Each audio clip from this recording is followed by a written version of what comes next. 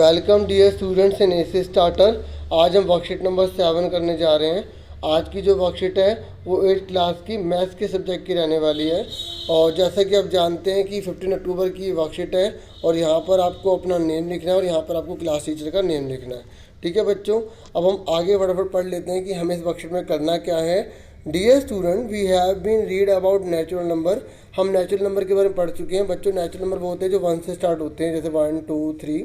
ये कभी पॉइंट में नहीं होते, ठीक है, बटे में नहीं होते हैं, ठीक है। नेचुरल नंबर 1 से स्टार्ट होते हैं।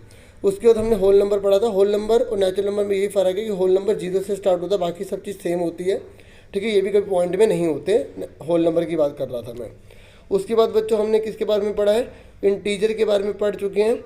इंटीजर वो होते हैं बच्चों जो 0 से आगे भी होंगे और 0 के पीछे भी होंगे। यानी कि इसका मतलब ये हुआ, अगर मैं इंटीजर को लिख के दिखाऊँ तो जैसे 0 हो गया, 1 2 3 -1 -2 -3। आप देखो ये जो आपको नंबर लाइन दिखाई दे रही है, ये किसका एग्जाम्पल है? इंटीजर का एग्जाम्पल है, ठीक है। इसमें कोई भी पॉइंट नहीं है ना।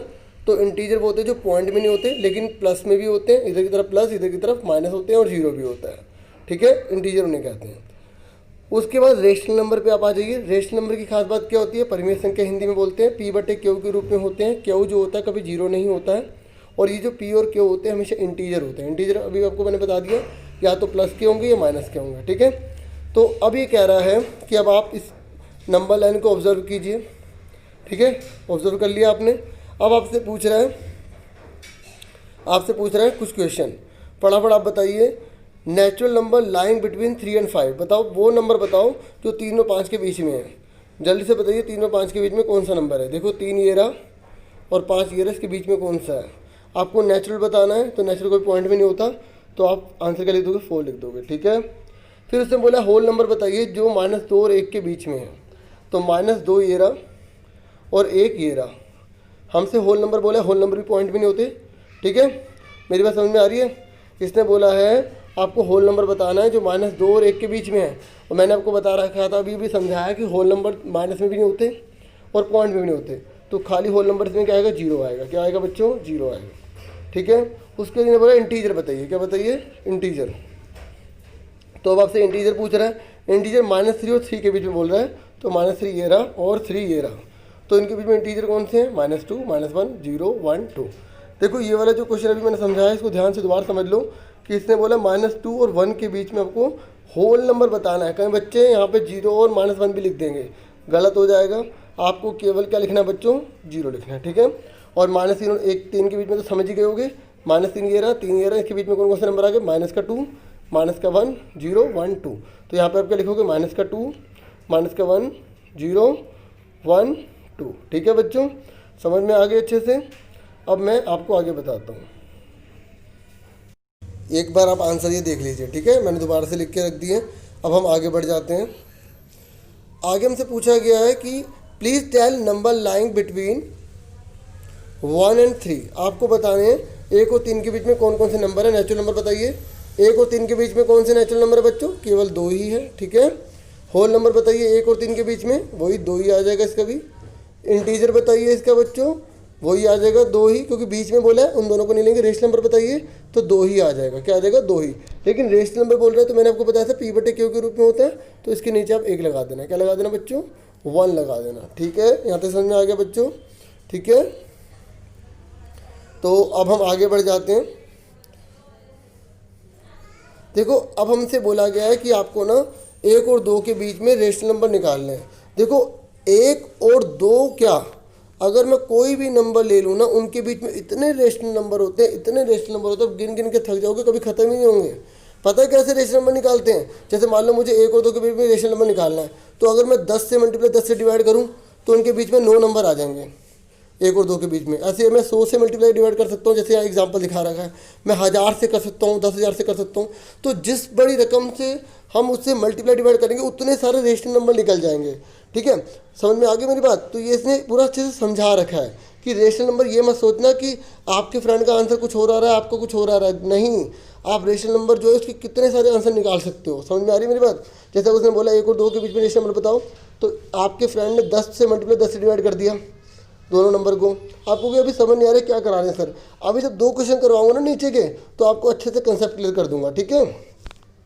तो ये इसने बता रखा है कि रेशनल नंबर कैसे कैसे निकाल सकते हैं, ठीक है। देखो 100 से मल्टीप्लाई करो तो कितने सारे आ गए, है ना, 1000 से करो तो कितने सारे आ गए, 10 से किया तो कितने सारे आ गए, ठीक है। तो बहुत प्रकार से रेशनल नंबर निकाल सकते हैं, सबके आंसर अलग अलग भी आ सकते हैं, क्योंकि एक रेशनल नंबर जो होते हैं ना वो 2 रकम के बीच में अनगिनत होते हैं, गिनती ही नहीं है उसकी, ठीक है। अब ये आपको सिखा रहा है कि रेशनल नंबर कैसे आप निकाल सकते हो अगर आपको थोड़े बहुत निकालने हैं तो, ठीक है। तो मैं आपको जब ये क्वेश्चन करवाऊंगा तो आपको ये अच्छे से समझ में आ जाएंगे। अब फटाफट हम कॉपी पे मैं आपको इन क्वेश्चन को करवाता हूँ ताकि आपको अच्छे से क्लियर हो जाए, ठीक है बच्चों। आओ कॉपी पे स्टार्ट करें। देखो बच्चों, पहला क्वेश्चन जो हमसे पूछा गया है 1/2 और 5/7 के बीच में 4 रेशनल नंबर निकालने हैं।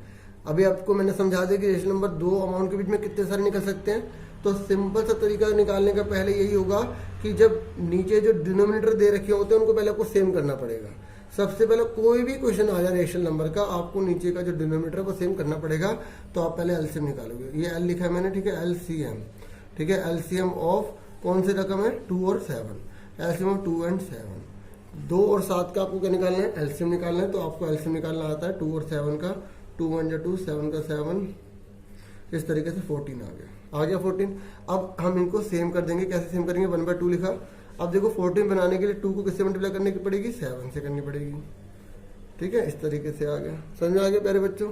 उसके बाद दूसरा हमें क्या दे रखा है, 5/7 दे रखा है।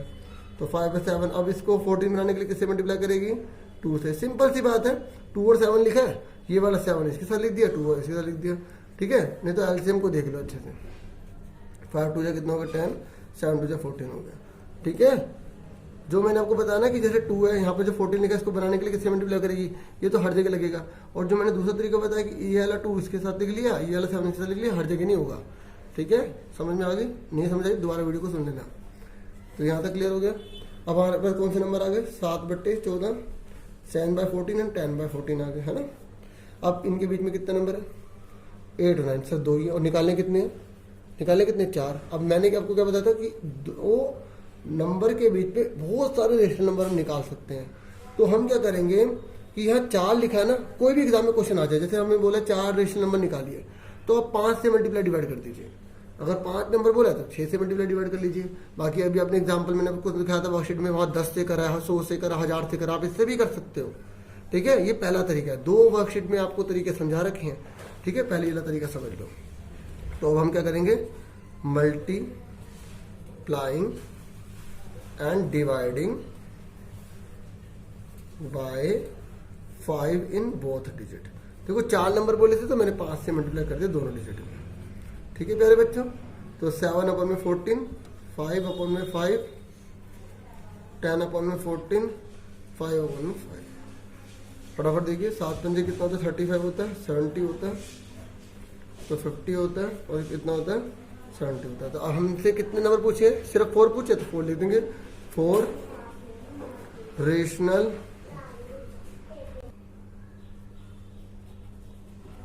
ठीक है, 4 रेशनल आ रही, रेशनल नंबर बिटवीन कौन कौन से नंबर थे, 1/2। एक बार आपको छोटा करके दिखा देता हूँ, ठीक है। ये देखिए, है ना, 1/2 और ये 5/7, ठीक है।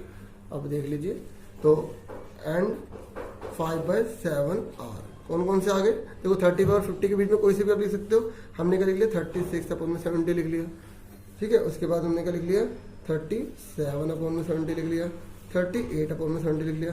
सबके आंसर अलग अलग आ सकते हैं, टेंशन मत लेना, ठीक है। जो जिससे मल्टीप्लाई करेगा वैसे आंसर आएंगे। क्लियर हो गया, ठीक है, समझ में आ गई। आप स्क्रीनशॉट लेना चाहते हो तो आप स्क्रीनशॉट ले लीजिए, ठीक है। अब हम सेकंड क्वेश्चन इसका करते हैं। तो सेकंड क्वेश्चन हमारे सामने है, 5 रेशनल नंबर निकालने हैं 2 एंड 4/5 के बीच में। तो सबसे पहले क्या करेंगे, एलसीएम लेंगे, एलसीएम ऑफ, अब आप बोलोगे सर इसके नीचे तो कुछ है नहीं, अरे कुछ नहीं तो 1 ले लेते हैं, ठीक है। एलसीएम ऑफ 1 एंड 5, तो अगर 1 लिखा होता तो एलसीएम वही आएगा, 5 ही आएगा, है ना। तो अब आपने लिखा 2/1, ये 5 है ना, तो इसकी मल्टीप्लाई ऊपर नीचे कर दी, क्योंकि हमें क्या करना है, डिनोमिनेटर सेम करना है, ठीक है बच्चों, समझ में आ रहा है यहाँ तक। उसके बाद दूसरा कौन सा है, 4/5, अब 1 की मल्टीप्लाई किसी में भी करोगे तो वही आएगा, वही लिख दिया। अब हमसे कितने नंबर पूछे हैं बच्चों, हमसे 5 रेशनल नंबर पूछे हैं। अभी देखो 4 और 10 के बीच में कितने नंबर है, जब कम पड़े ना तभी मल्टीप्लाई किया करो। देखो मैंने अभी आपको दिखाया था ना, ये मल्टीप्लाई क्यों करी थी हमने 5 से, क्योंकि दोनों के बीच में कम पड़ रहे थे। जब अगर 5 ही निकल जाए तो हम क्यों मल्टीप्लाई करें, मेरी बात समझ रहे हो ना मैं क्या कह रहा हूँ। तो अब देखिए 10 और 4 के बीच में कितने नंबर है, 5 6 7 8 10। अरे ये तो 5 मिल गए तो हमें मल्टीप्लाई करनी नहीं पड़ेगी, तो सिंपल सा लिख देंगे 5 रेशनल नंबर। ये बिटवीन है, ठीक है, शॉर्ट में लिखा जाता है, ठीक है, बिटवीन 2y1 एंड 4/5 आर। तो देखो 10/5 तो क्या आएगा, 6 बटे, पहले लिख लेंगे 4 के बाद क्या आता है 5 आता है, तो 5/5, ठीक है। फिर उसके बाद 6/5, फिर 7/5, 8/5 and 9/5। This is our answer.